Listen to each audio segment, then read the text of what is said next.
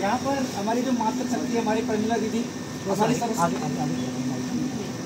Saraswati NSC की जो team है, बहुत टेक्निकल प्रॉब्लम आ रही है। दीदी ने बहुत अच्छा बोला कि सरकार एनओसी क्यों दे देती है, कि शासन कंट्रोल क्यों नहीं कर पाता, मतलब मॉनिटर क्यों नहीं कर पाता कि हमारे शहर में, क्योंकि छोटी छोटी घटनाएं, मतलब इसमें अगर सबसे बड़ी गलती कर दूँ तो सरकार सबसे बड़ी दोषी है इसमें, ठीक है, शासन इसमें सबसे बड़ा दोषी है।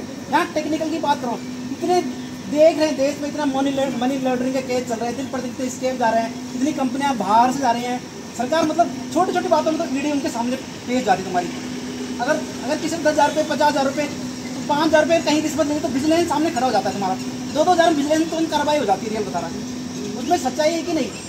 ठीक है, अच्छी बात है, शासन को कार्रवाई करनी चाहिए, लेकिन ये जितना ये सब लोगों की मेहनत करी इन्होंने कहीं ना कहीं, और वो पैसा कहीं ना कहीं सरकार के बैंकों में भी गया होगा। जितने साल तक सरकार ने उस पैसे का यूज करा होगा, क्योंकि हर चीज़ को मॉनिटरिंग तो रिजर्व बैंक ही कर रही है ना, हर चीज़ को मॉनिटरिंग भारत सरकार ही तो कर रही है। तो कहीं ना कहीं मुझे लग रहा है कि इसमें भारत सरकार के जो मतलब जो राजनीतिक लोग भी शामिल हैं। अब उसने अगर जो कोऑपरेटिव संस्था है या तुम्हारा ग्रामीण बैंक है, अर्बन सोसाइटी कमेटी, सबसे माध्यम तो है। अब तो 1975 से सभी मतलब ग्रामीण बैंकों को मतलब मान्यता दी गई। ग्रामीण बैंक के और तो कोई चीज़ है ही नहीं यहाँ पे, तो घर घर तक डिजिटल बैंकिंग चल रही है। तो आदमी ऐसे तो हमें तो SBI का पता नहीं होगा इसकी मान्यता है कि नहीं हमारे शहर में, PNB का पता नहीं होगा, रियल बता रहा। ऐसे तो हर कोई जाता नहीं ना, हमारे पास इतना समय है। तो कहीं ना कहीं इसमें शासन प्रशासन और अलाई में तो सबकी ही गलती रही है। अगर तुम्हारे शहर में अगर बाई चांस ऐसा काम हो रहा था या बड़े स्तर पे इस तरह से काम कर रहे थे, तुम सोए हुए कहाँ थे? कहीं ना कहीं तो अपराध हुए थे, इसमें ये लोग भी शामिल है।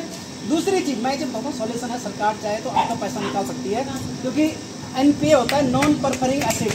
आपको पता है, क्योंकि बड़े बड़े उद्योगपतियों का 10 करोड़, हज़ारों करोड़ माफ कर दिया जाता है तुम्हारा, तो आपको तो बहुत आसान बात है। और तीसरी चीज़ अपनी बहनों को मैं बताऊं, जैसे हमारे पास सबसे वरिष्ठ यहाँ पे सरस्वती दीदी और प्रमिला दीदी, जिन्होंने अपना जीवन ही खो दिया। मैं बोले आज मैंने व्यक्तिगत रूप से उन्हें देखा, लेकिन मैं उनका हर वीडियो देखता हूँ, उनका संघर्ष, कितनी केस, कितने अपनी जान आते हैं कुर्बानी, परिवार वाले हैं। हम लोग तो कुछ भी नहीं कर रहे, 2 मिनट के लिए हम लोग अपने कहीं ना कहीं अपने नहीं कर रहे, वो बेचारे तुम्हारे निस्वार्थ ढंग से जुड़े हुए हैं। और मैं इतना सुनेंगे ना, तो उनका खाने का टाइम है, कुछ लोग खाना कितने बजे खाते हो? 12-1 बजे खाना खाते हैं रात में। नहीं सोने का, सोते भी कितना होंगे। दीदी का लाइव देखता हूँ 12-1 बजे तक, 1-2 बजे लाइव। और मैं यहाँ पे बोल रहा हूँ, सबसे बड़ी चीज़ क्या है, अब आप आंदोलन आपने शुरू कर दिया, कल से धरना प्रदर्शन होंगे, उसमें मैं ये बोलता हूँ कि जितने आपकी ना आवाज़ सशक्त होगी, क्योंकि सरकार कोई भी सरकार, हमने देखा जहाँ ना आंदोलन ज़्यादा हो जाता है, जहाँ मतलब आंदोलन 2 चीज़ों पे रहते हैं, एक तो आपके टेक्निकल होना चाहिए, और दूसरा आपका क्या बोलते हैं, आपकी भावना तब जहाँ चीज़ आती है ना, मिनटों मिनट में सरकार अपने फैसले बदल देती है। अभी तुमने किसान आंदोलन देखा हो, कई चीज़ें हो गई, सरकार के पास सब संशोधन है, और इतना बड़ा पैसा भी नहीं भारत सरकार के लिए जो आपको दे ना सकी।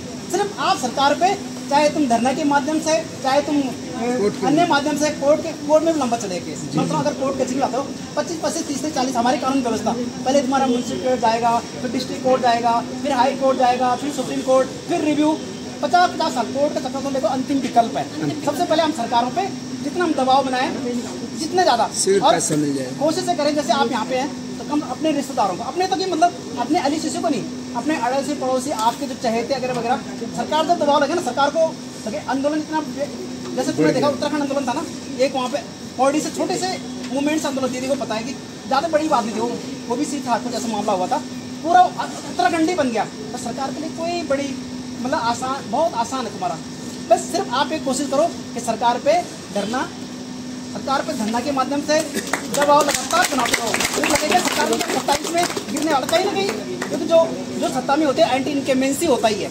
और ये भी अगर सरकार, पहले सरकार तुम्हारी सुनेगी, नहीं तो ये भी सरकार के पक्ष में नहीं जाएगा, तुम्हारा कहीं सरकार को गिराने के लिए बहुत बड़ा कार्य साबित होगा। सरकार कभी नहीं चाहेगी कि मतलब तुम लोगों का पैसा मरे, लेकिन ये दबाव इस तरह, जैसे हमारे दीदी लोग हैं, इनका सपोर्ट हम लोग, इनके बहुत से लोग ऐसे होते हैं ना समाज में, हमसे परिचित नहीं होते, हम उसे व्यक्तिगत रूप में हम जानते कहाँ से, लेकिन उनका कार्य आज दीदी को उत्तराखंड के हर व्यक्ति जानता हुआ, प्रमिला दीदी हर किसी आवाज़ बनती है, हम लोग भी देखते हैं उनको, रियल बता रहा, ये शासन प्रशासन भी देखता होगा।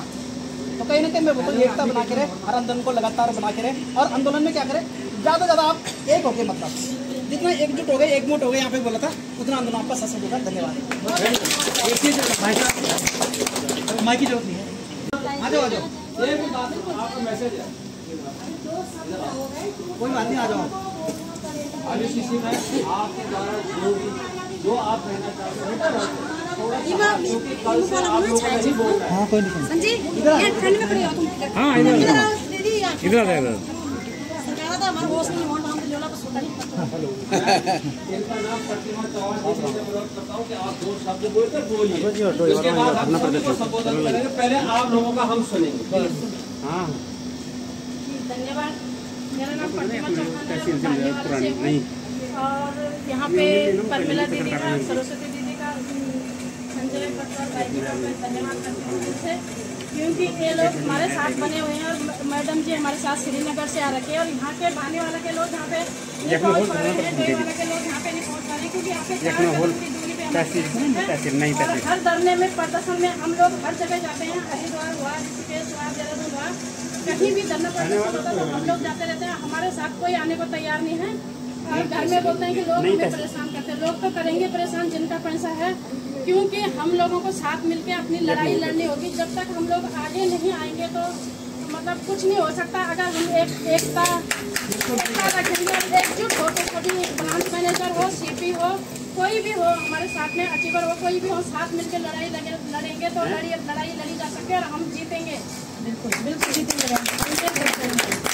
और इन सभी का बहुत दिल से धन्यवाद करती हूँ। और सब मेरे भी यहाँ पे कम से कम 1.5 करोड़ रुपए है जो मैंने कस्टमरों से लिया, क्योंकि हमने 2-3 बार लोगों की मेजोरिटी दे चुके थे और लोगों ने क्या करा कि खुद ही तब डबल करा, यहाँ से अच्छा बेनिफिट आ रहा है तो डबल किया लोगों ने। और आज लोग हमें परेशान कर रहे हैं कि हमारा पैसा दो, तो हम कहाँ से दें। हमने अपना भी घर का भी मेरा बहुत सारा लग रखा है, घर का पैसा भी मैंने यही लगाया, जो यहाँ से जो 2 पैसे आए होंगे वो भी यही जमा करें।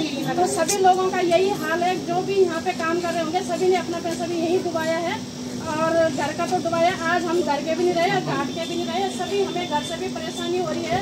घर के लोग बोल रहे हैं कि पहले तुम लोगों ने मतलब पहले भी लोगों के पैसे डुबाए, घर के भी पैसे डुबाए और आज भी हम घर से बाहर रोज भटक रहे हैं, पर अभी तक कुछ नहीं हुआ है। और सरकार से यही उम्मीद है कि आप लोगों ने रजिस्ट्रेशन क्यों दिया था जब यहाँ पे इसकी जिम्मेदारी नहीं ली। और मेन रोडों पे ब्रांच थी, ये भी नहीं थे कि कहीं अंदर गली में हो, कहीं हो, कहीं मेन रोडों पे ब्रांच थी।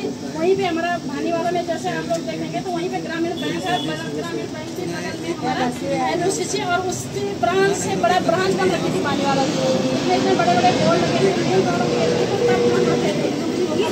हर तीसरे महीने ऑडिट होता था तो क्या ऑडिट होता था, LI वाले कहाँ आते थे वो, और क्यों उन्होंने एक जानकारी नहीं रखी। और अब यहाँ पे कोई भी आगे नहीं आ रहा है हमारे साथ में, तो मैं इसमें कहना चाहूँगी धन्यवाद, बहुत बहुत धन्यवाद।